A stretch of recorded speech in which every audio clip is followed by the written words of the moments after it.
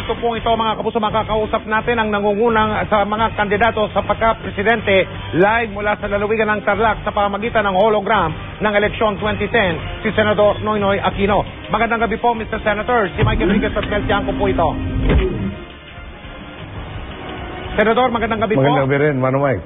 Po, ano po masasabi niyo tungkol sa pag-concede ng ilan sa mga katunggali niyo sa pagka-presidente, Senador? Nagpapasalamat po ako sa kanila at umaasa po na kung pwede magpatuloy po ito kung tayo pong papalaran at mamamahala para naman po magkatulungan sa pagsasaya sa napakaraming problema po natin bansa. Opo, ang susunod ko pong tanong, medyo may pagka-personal na medyo may kinalaman dito sa taong bayan. Tumama na tinamaan na ba kayo, ika nga, hindi ko po mapili yung kung anong katagagang dito, ng kabigatan ng pagiging kandidato na siyang nangunguna at malaki ang posibilidad na magiging susunod na presidente ng Pilipinas sa puntong ito sa dami po ng problema ng bansa natin, Senador? Yung problema naman po nung pinasukan natin ito, batid na natin na marami sa kanila. Problema lang po yung mga ibang detalye nililihim po sa atin ng kasalukuyang administrasyon. Pero habang nandyan po ang taong bayan, tayo may kumpiyansa na malulutasan natin ang marami po problema nito. Ang inasam-asam lang po natin na makuha doon sa deadline ng 6 na taon.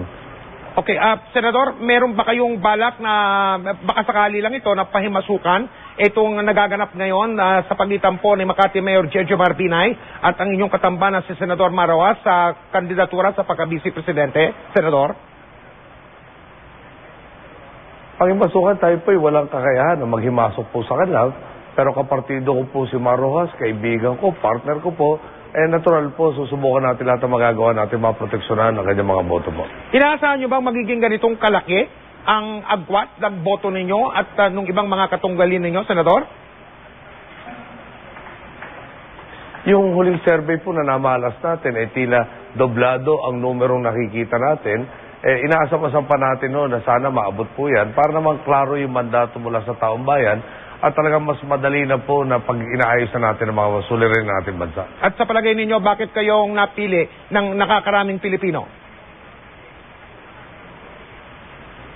Mahirap naman magsabing magaling ho tayo. Ang punto ko siguro, naging mukha tayo nung inaasam-asam na kabaliktaran ng kasalukuyang pamamahala. Okay, Senador, napakaraming siyempreng tanong kahit nung ngayong kandidato pa, pero isa na lang po. Nationwide po tayo at napapanood din tayo sa buong mundo sa pamagitan ng internet. Kanina kausap nyo mga reporter doon dyan sa Tarlac. Ngayon ang kausap nyo na po ang taong bayan. May gusto ba kayong sabihin sa aming mga Pilipino sa puntong ito, Senador? Unang-unang po, nagpapasalamat po tayo ng taos puso. Hindi naman ho tayo aabot dito sa sitwasyon na to kung hindi ho tayo dinala ng taong bayan. Kaya namin parati sinasabi, ang taong bayan ang aming lakas. At sila po ay umasa. Talagang kami ho gagawin namin ang lahat na magagawa namin para yung inaasam-asam po nila ay maging katotohanan.